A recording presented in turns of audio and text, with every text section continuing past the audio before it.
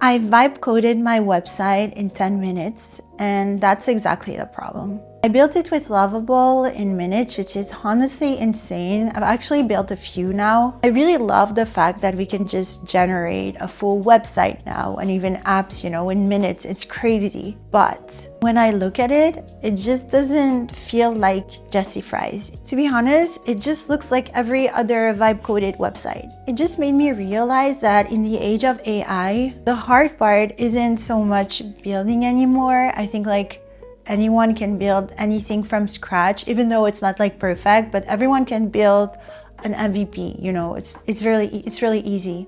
But the hard part is having tastes and how to bring your vision to the AI. So my current website, if you go to jessyfries.xyz, is currently not working anymore.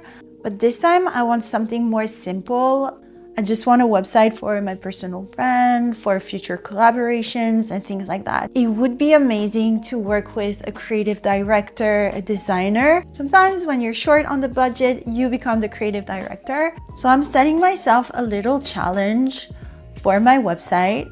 I actually asked Claude to tell me exactly which steps I have to take if I want to have a very personalized website that looks like Jessie Fries.